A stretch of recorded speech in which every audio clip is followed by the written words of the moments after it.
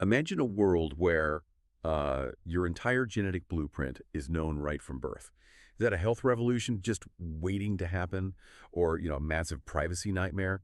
Today, we're doing a deep dive into exactly that, this really intense, sometimes emotional debate around mandatory DNA testing for newborns.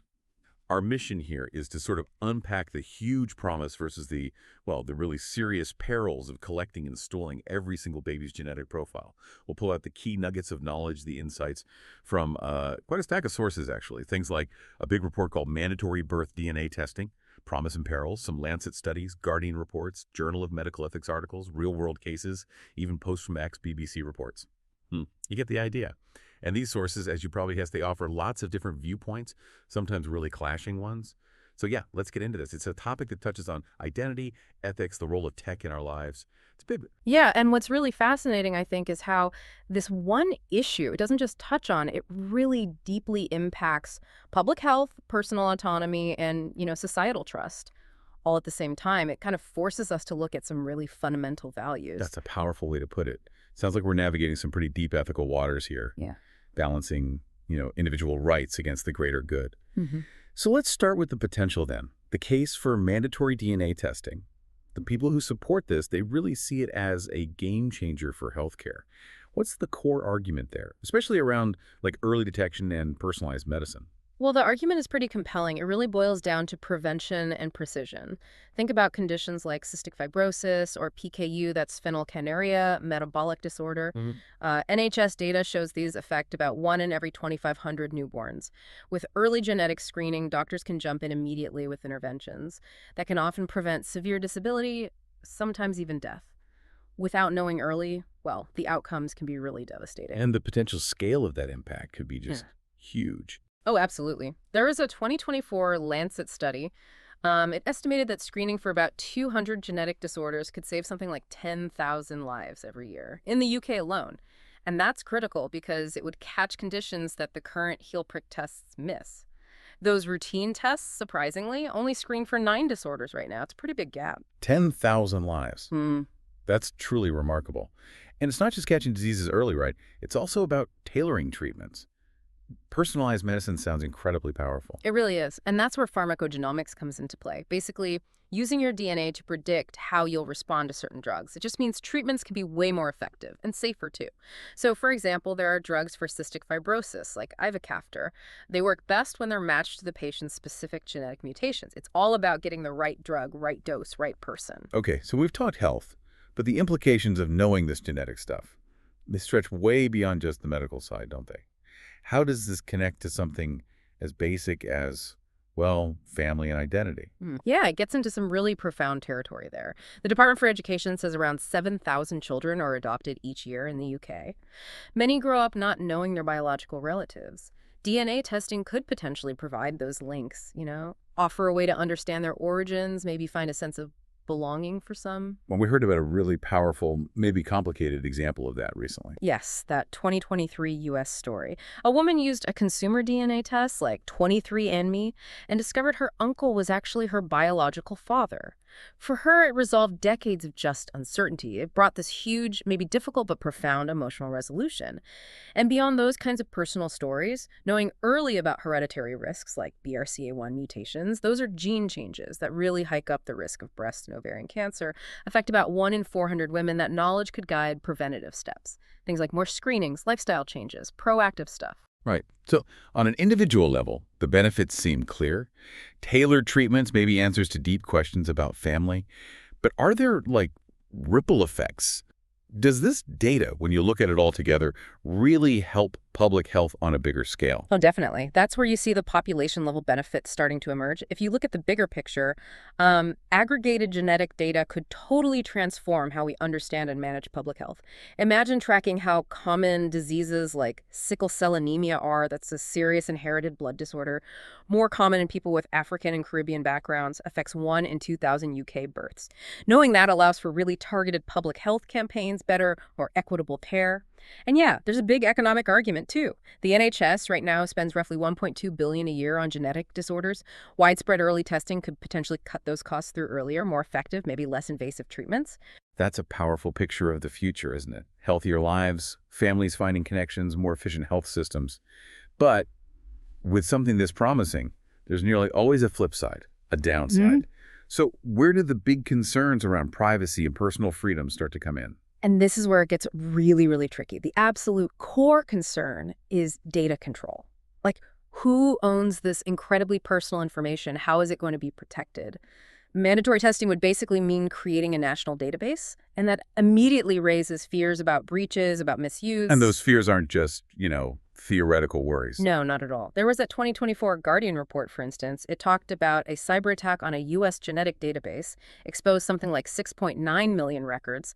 That just highlights the very real risks we're talking about. Plus, forcing this kind of testing without clear parental consent could seriously damage public trust, especially in communities maybe already skeptical of medical institutions because of past issues like the Alder Hey organ scandal back in the 90s in the UK. That stuff leaves a long shadow. That Guardian report. Yeah. That's chilling. Makes you wonder, beyond just a hack, how else could this super sensitive data be exploited? Are there more sort of insidious ways it could be misused? The risk of discrimination is a huge one, very real. Just think about what could happen if insurance companies or employers got hold of this data. Could they use it to deny coverage or jobs? Now, the UK has the Equality Act 2010, which is supposed to stop genetic discrimination, but enforcement, well, it's been pretty weak. Only about 12 cases prosecuted since 2015. So the law's on the books, but maybe not much real-world protection. That seems to be the concern, yeah. And we've already seen cases pop up elsewhere, like a 2023 lawsuit in the U.S. where an insurer apparently denied coverage based purely on a genetic predisposition to Alzheimer's. Not an actual diagnosis, just the risk. These kinds of real-world examples, they fuel serious public unease. You even see posts on X, from 2025, warning about Big Brother scenarios, governments or companies using DNA for profiling, maybe even eugenics-type policies. Public perception of misuse is a massive hurdle here. Wow, that's deeply unsettling. Okay, so beyond privacy and discrimination, what about individual autonomy and just the basic fabric of families? Ethicists argue mandatory testing really steps on a person's right to choose. It absolutely does. I mean, a newborn can't consent, obviously, to having their entire genetic code cataloged. And a lot of parents feel very strongly this should be their decision, not the government's. There was a 2024 piece in the Journal of Medical Ethics. It found 30% of UK parents they surveyed would just refuse non-medical DNA testing flat out, citing privacy fears mainly. And the emotional fallout from uncovering family secrets. Yeah. That's another huge ethical minefield, isn't it? It's not always a happy reunion. No. Far from it sometimes. Things like misattributed paternity, which estimates suggest happens in maybe 1 to 10% of births globally. Finding that out could completely blow up family bonds. Remember that U.S. case we mentioned, where the woman found out her uncle was her father? That discovery actually led to estrangement within the family for some involved. It really highlights that just knowing the genetic truth doesn't automatically mean emotional resolution. It can shatter relationships. And think about adopted children. About 1 in 50 adoptions in the UK involve unknown parentage. Finding out unexpected genetic information could really destabilize someone's sense of identity, fundamentally. It's not just a fact, it's who you think you are, where you come from, your roots. Exactly. And then there's this risk of stigma and what people call genetic determinism. If data showing you're predisposed to something like ADHD or depression gets out, could schools or employers use that? Could kids face bias? That is a massive concern, yes.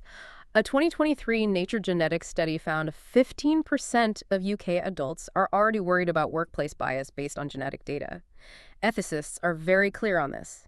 We have to actively push back against genetic determinism. That's the dangerous idea, that people are just their DNA, ignoring environment, upbringing choices, everything else. It could easily make existing inequalities worse, especially maybe for ethnic minorities who already face disparities in healthcare. So it's this incredible potential to save lives, optimize health on one side, and on the other, these profound risks to privacy, autonomy, family stability. It's not simple good versus bad, is it? It's weighing up huge benefits against huge risks. It's interesting how medical professionals themselves seem to be grappling with this. Is there any kind of consensus in the medical community? Honestly, it's a genuinely divided landscape. You have strong proponents, especially within places like the UK's Genomic Medicine Service. They see this testing as, well, an essential tool for precision medicine. They point to how powerful early detection is for rare disorders like spinal muscular atrophy, SMA, that's a really devastating disease, affecting nerve control of muscles, hits about 1 in 10,000 births. Finding it early allows for these incredible life-saving gene therapies, even though they cost a fortune, like $1.8 million per patient. Those are really strong arguments for taking action. But there are serious voices of caution, too, right? What are the worries coming from inside the medical field itself? Oh, absolutely. Skeptics, and this was highlighted in a 2024 British Medical Journal editorial, they warn that rolling this out everywhere could just overwhelm NHS resources. Genetic counseling services, for instance, they're already stretched incredibly thin. Only about 3,000 counselors for the whole UK population of 67 million. And there's a very real risk of misinterpretation. Someone sees a predisposition and thinks it's a certainty. That leads to massive anxiety, maybe even treatments that aren't needed. And don't forget false positives. They happen in about 1 to 5% of genetic tests, according to the Royal College of Physicians. That could burden families and the health system with loads of unnecessary follow-ups. It's such a tricky balance. But then you have to ask, what happens if we don't do this? What's the actual cost of inaction? Yeah. Because there's a real human toll when genetic disorders go undiagnosed. There really is. Undiagnosed conditions can lead to truly heartbreaking and often preventable outcomes. Take PKU again, phenylketonuria. Untreated, it causes severe intellectual disability, but it's entirely preventable with simple dietary changes started early. A 2024 pediatric study estimated something like 1,200 UK children every year suffer preventable complications because their genetic conditions weren't picked up. Think about the impact on those kids' lives, their families. Yeah, and we hear those stories, don't we? Like that child in Manchester diagnosed with cystic fibrosis, a really tough condition affecting lungs, digestion, but only at age 5. After years of being misdiagnosed, you just have to wonder, how much better could their life have been if testing had caught it sooner, treatment started earlier? That's not just a number, that's a childhood impacted by preventable illness. And beyond the individual suffering, you miss opportunities for family planning too. If someone knows they carry a recessive condition, like Tay-Sachs disease, that devastating neurological disorder, much more common in Ashkenazi Jews, about 1 in 25 are carriers that can make informed choices about having children. Without testing, families can face unbelievable heartbreak, or maybe incredibly expensive treatments later on. Some gene therapies, like for hemophilia, cost $2.5 million per patient. And the health system pays too. The NHS spends around $400 million annually just dealing with late-stage genetic disorder care. So yeah, the cost of inaction isn't just human, it's economic as well. Okay, so it's crystal clear. No easy answer here at all. It's this incredibly difficult balancing act. Huge benefits versus equally huge risks. Looking at the whole picture then, how do we even start to find a middle ground? Something that gets us the benefits but manages the risks. What kinds of solutions are people proposing? Well, one common suggestion from proponents is an opt-out system. So testing is the default, but parents are clearly given the choice to refuse. The UK's existing heel prick test, it has a 99% participation rate, which shows that kind of opt-out model can work really well because it removes a hurdle, makes it easy to participate. Then, to tackle the privacy worries, there's a big push for super secure data protocols. People point to things like blockchain encryption, which Estonia is apparently using for its genetic database as a way to lock down sensitive info, and maybe, crucially, limiting the scope of the testing, just focusing on medical conditions and specifically excluding things like paternity or ancestry. That could really cut down the emotional risks while keeping the main health benefits. But even those solutions, they have their own problems, their own critics, don't they? Oh, absolutely. Critics argue that even with an opt-out system, there's still subtle pressure on parents. You know, the feeling that they should do it because it's offered. And they quite rightly point out that data security, well, no matter how good it is, it's never 100% foolproof. There's always a risk. There was a Times op-ed in 2025, I recall, arguing strongly for purely voluntary testing, but with really robust, clear consent processes, citing the fact that public trust in institutions has, well, taken a hit, especially since the COVID pandemic, and trust, once it's broken, is incredibly hard to win back. Which means education and funding become absolutely key, right? You'd need massive education campaigns so parents can make genuinely informed choices, not just go with the default. And then there's the money. The NHS estimates universal testing would cost an extra $200 million a year. That's a huge investment, especially in a system that's already pretty strained. It's a significant investment, yeah. Both in terms of cash and maybe even more importantly in terms of building and then maintaining public trust. Right. So ultimately, this whole deep dive really shows us there's just no simple answer, is there? Mandatory DNA testing at birth.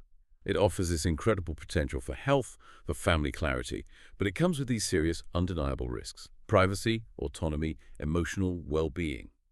And with 1.5 million babies born in the UK every year, the stakes are incredibly high. It affects every single new life. The real stories we've touched on, lives saved by early diagnoses, families maybe turned upside down by secrets, they just hammer home how complex this all is. Maybe the biggest takeaway isn't just about data security, it's about the long-term damage if trust is broken.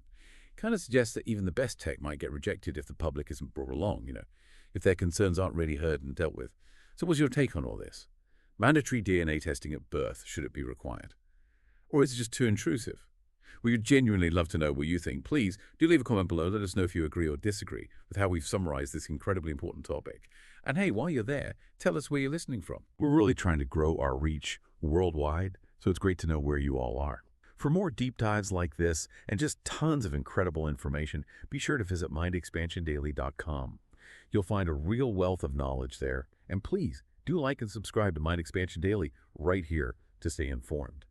Whatever your stance, though, this conversation really makes you wonder, doesn't it? How much of our future is actually going to be decided by what's written in our genes?